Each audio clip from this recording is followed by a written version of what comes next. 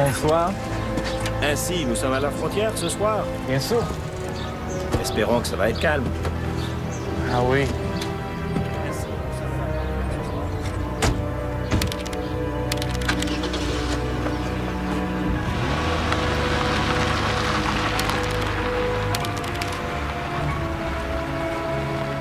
Federal Belgian policemen Heinrich Nickel and Hubert von Montigny begin their evening shift.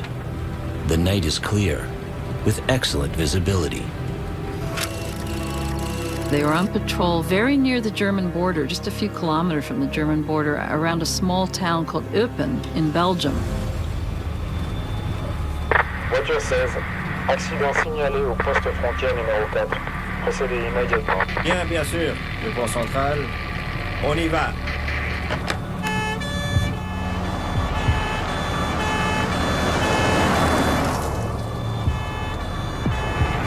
Oh! C'est quoi ça? Mon Dieu! At exactly 5:15 p.m., the officers see a large empty field flooded with bright lights. Suddenly, there was this light over this field. It was almost like they were approaching a sports arena or something. And they're beginning to think, what is this? What is causing this bright light? And they look around for something. They think, is it a helicopter? They don't have gigantic spotlights that can light up a whole field. When they do discern the shape to this thing, they soon realize this is no helicopter. They looked up and they saw this triangular object above the field, 3 bright white lights, one on each corner of the triangle, and a red light in the center. Absolutely silent. Le pont central. Le pont central. C'est voiture 16 ici. Voiture 16, Eupen Central. Quel est votre statut, s'il vous plaît? Central. Il y a quelque chose dans le ciel. Voiture 16. When you radio in something like this, sometimes I think people in dispatch think, am I the victim of some sort of practical joke? There's a prank, what's going on here? Dispatch contacts 4 local airports. Each report no unusual activity in the area. Que voulez-vous dire? Je n'ai jamais vu quelque chose comme ça. The object inches ever closer. I don't know quite where they were on the spectrum between fear and wonder, but whatever this thing was, it generated some highly unusual and intense emotions with these 2 men. The mysterious craft then pulls away in a southwestern direction.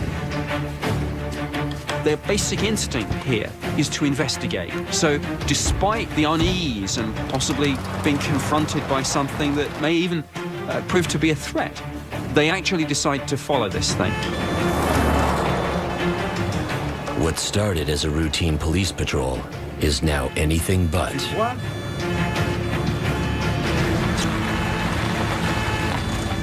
Two Belgian federal policemen encounter a strange triangular craft over a field. When it moves away, they chase it down, determined to find out what it is.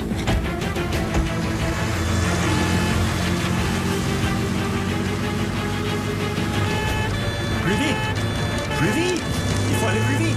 D'accord.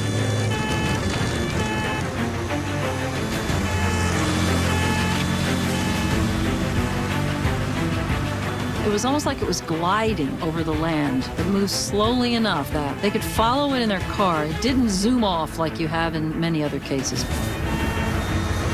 In of itself, this slow speed is interesting and unusual. If you're confronted with an aircraft, you would expect this thing to be traveling at several hundred miles an hour.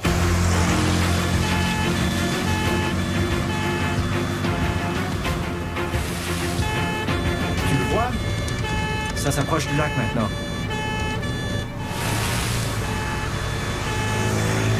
They followed the object to a lake right outside of town.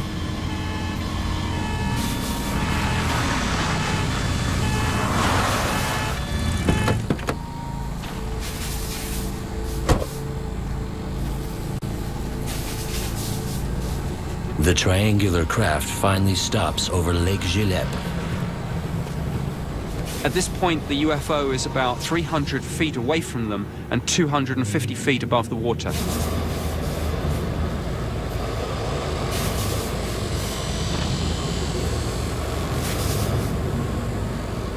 It's now been about an hour since they first saw this. UFO sightings are often very fleeting, but here, to have one for such a long time is significant. There was a sense of anticipation. They felt that something was going to happen, and sure enough,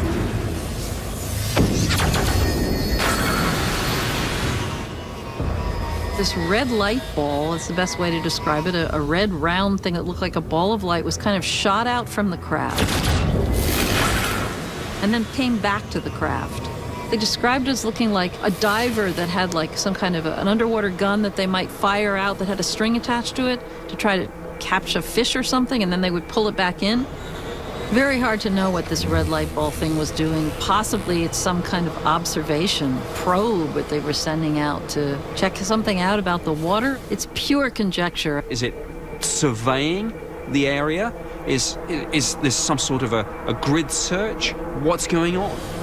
Just when they think it can't get any stranger, it does.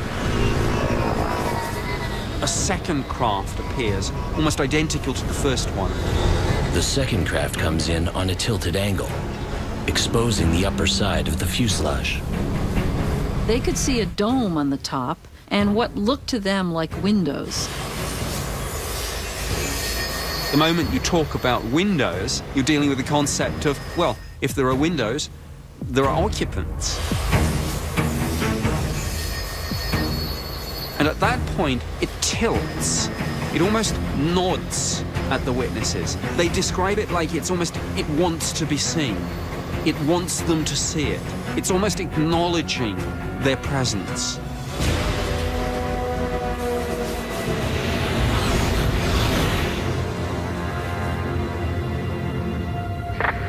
Voiture 16, c'est Open Central. Voiture 16, recevez-vous?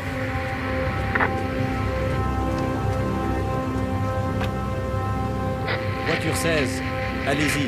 Voiture 16, sachez que nous avons une autre localisation. Cette fois, dans la zone Henri-Chapelle. Throughout the night, calls keep coming in for similar sightings across the region. Voiture 16, nous venons de recevoir un 3e et 4e rapport de policiers dans d'autres régions. On y va. By the time the evening was over, there had been hundreds of witnesses to these events. That first night alone, there were estimated about 1,500 witnesses. These sightings became known as the Belgian wave. Now, a wave is a term used to describe an event where there's not just one sighting or a couple, but sightings coming in from a wide variety of locations that are perceived to be linked in some way.